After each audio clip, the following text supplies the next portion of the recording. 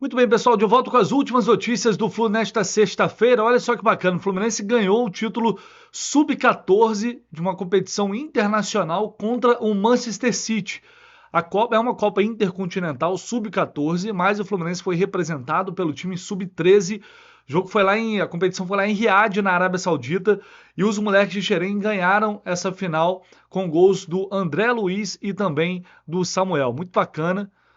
Contra o Manchester City não é todo dia, né? Que se ganha um campeonato, seja em qual categoria for, diante do Manchester City, que obviamente tem também muito investimento nas categorias de base. O time saiu atrás, virou o jogo, foi para a final com 3 vitórias, 1 derrota, 8 gols marcados e 1 sofrido, totalizando aí 9 pontos. O Fluminense deu revanche nos ingleses, que haviam vencido o jogo válido pela fase de classificação por 2-1. E com o título internacional, a equipe comandada pelo técnico Pedro Sanches chegou ao 4º troféu conquistado em 2024, sendo a 20ª conquista das divisões de base do Fluminense no ano. Foi a categoria que mais venceu na temporada ao lado do Sub-15. Então vale demais registrar aqui, parabéns aí para a molecada do Sub-13 do Fluminense por essa bela conquista. Eu vou trazer para vocês aqui agora um trecho de um podcast que tem o Felipe Bastos, o Diego Souza e também o Maicon, né? Todos ex-jogadores.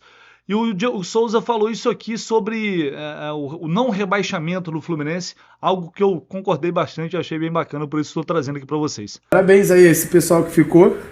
Parabéns ao Fluminense aí que se É livrou, um né? brincalhão, pô. Dá parabéns pro Fluminense. Parabéns porque é aniversário do clube. Classificaram pra Sul-Americana. Pelo amor de Deus, cara. Os caras fizeram força pra cair. Parabéns não, fizeram mais que obrigação. Um time de jogadores com a qualidade que tem não podia estar nessa situação. Não podia, irmão. Com todo respeito, é um erro. Mas os caras livraram no final. Porra. Ganharam do Palmeiras lá. Mas não é parabéns. Você falou que o Palmeiras ia ganhar. Eu falei, tá maluco? Só voltar aí. Fui o único, Ó, vocês vão ter que o voltar único lá. dos três que falou que o Fluminense não perdia. O foi único. meio. Não Verdade. perder Não é uma perdia coisa. lá, não caía. Tá vendo? Já Não marcou caía. Ele falou que Não caía. se o Fluminense, se o Palmeiras precisasse ganhar do Fluminense Na última na rodada, última não rodada ganhava. ia ser empate. Não ganhava. Não ganhava. Não ganhava. Eu apostei que o Palmeiras iria Não, ganhar, mas o você Fluminense também. não ia O cair. Fluminense faz parte da minha vida.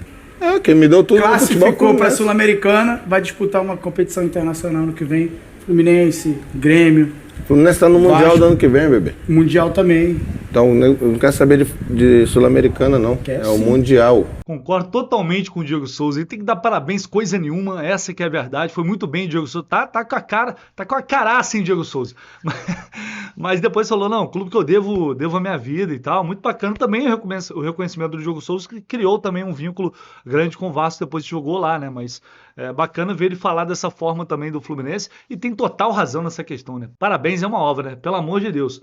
Não fizeram mais que obrigação de permanecer na primeira divisão e o Diogo Souza tem questão de ressaltar isso. E por falar em Fluminense, por falar em Vasco, uma notícia de agora há pouco, vou trazer aqui para vocês, dos amigos lá do canal Atenção Vascaínos, oferecido ao rival. Nos últimos dias, o atacante Verratti foi oferecido ao Fluminense. O Vasco estranhou o movimento do empresário, já que Verratti tem pelo menos mais um ano de contrato com o Cruz Maltino e possui ótima relação com a atual gestão. O Camisa 99 já teve algumas conversas com a diretoria vascaína para prorrogar o vínculo, o que vai até dezembro de 2025, mas tem possibilidade de extensão por mais um ano. Mais informação aí na live do Atenção Vascaínos mais tarde, então. Vamos lá. Me surpreende também porque, se isso realmente é um fato, o Verratti ele estava em vias de renovar o contrato. Já tem algum tempo, ele tem conversas para renovar o contrato com o Vasco. Então, de fato, isso me surpreende um pouco. É um jogador que cairia com uma luva no Fluminense. Apesar de já ter uma idade um tanto quanto avançada, mas para ele, para ser uma peça dentro do elenco, justamente essa opção de homem bom na bola aérea, cara que faz bem o pivô, né? Se tiver um time de qualidade para jogar para ele, eu acho que o Verratti já mostrou a capacidade dele no Vasco. Obviamente não se trata de um jogador jovem, a gente sabe disso. Verratti, olhando aqui o site O Gol, já tem 36 anos, uma idade avançada, mas se vem com um contrato curto de uma temporada, com opção de renovação, dependendo, né, de acordo com metas por desempenho, enfim.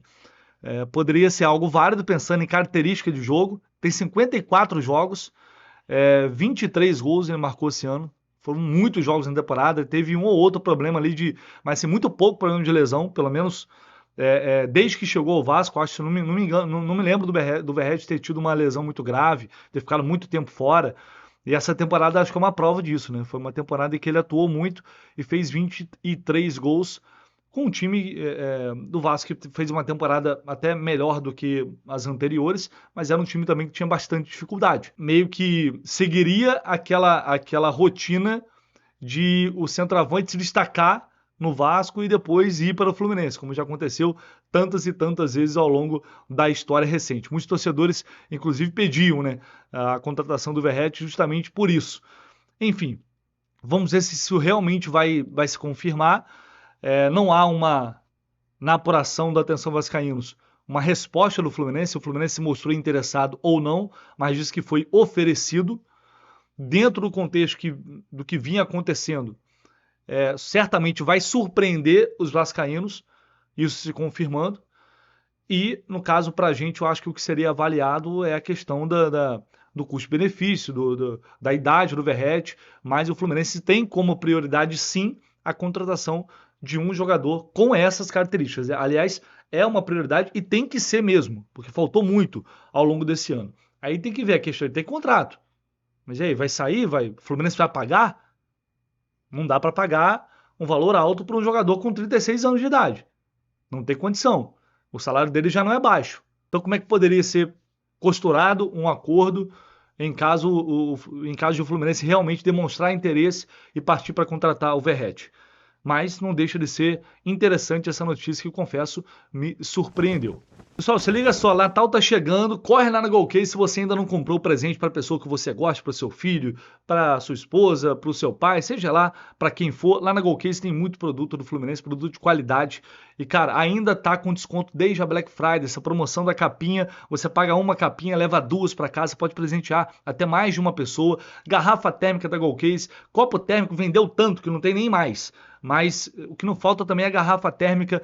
Tem essa garrafa térmica Fresh, que é um pouquinho, ela é maior, e a Urban, que é um pouquinho menor, um pouquinho mais barata também. E você não vai pagar esse valor aqui não, porque utilizando o cupom Jornada você tem mais desconto. Então corre lá na Golcase, você pode escolher, cara, tem muitos modelos, muita coisa mesmo, e coisa de qualidade, né? Coisa que realmente eu posso garantir para vocês que você não vai se arrepender. Esse copo térmico aqui de 1 litro, por exemplo, já esgotou, de tanto que vendeu. Mas corre lá no Golcase, utilize o cupom Jornada, é a chance que você tem de dar um presente para quem você gosta no Natal. O Natal está chegando, está sem ideia? Então, aproveite. Presenteie o Tricolor neste Natal utilizando o cupom Jornada lá na Golcase. Só para a gente fechar aqui uma informação sobre o Mano Menezes e mais um pouco do que ele está planejando para 2025. O Mano já definiu, e isso vem sendo conversado com a diretoria. Aliás, isso está alinhado ao que a diretoria do Fluminense vinha pensando sobre o aproveitamento de jogadores da base desde o início da próxima temporada. Isaac, Riquelme, Wallace Davi, esses garotos, isso já era certo, já estava no planejamento da diretoria, o aproveitamento deles desde o início ali do Campeonato Carioca. E também é uma ideia do Mano Menezes. O Mano vai investir, vai e quer investir nesses jovens desde o início do ano para prepará-los, para deixá-los à vontade, para ir pegando ritmo, entendendo como funciona no profissional, que é totalmente diferente da base, e o Campeonato Carioca é ideal para isso.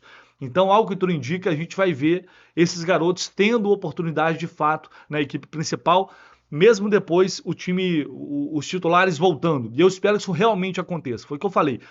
Já falei isso algumas vezes. Não adianta falar que vai dar oportunidade colocando os garotos para jogar só em time C, só em time alternativo. Isso não é oportunidade. A oportunidade é preparar esses moleques e darem chance para eles jogarem com o time principal alguns jogos.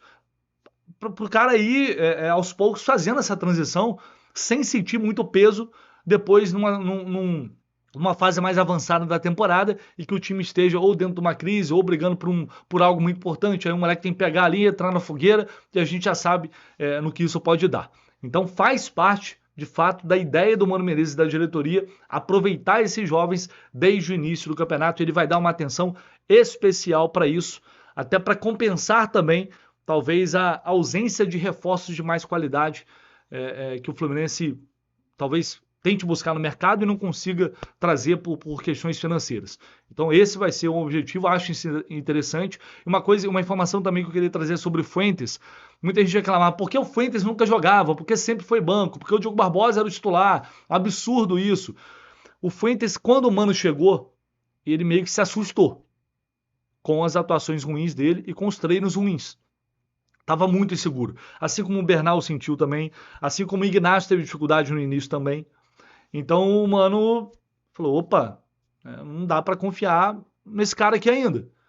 E aí aos poucos ele foi evoluindo nos treinos, foi melhorando o rendimento.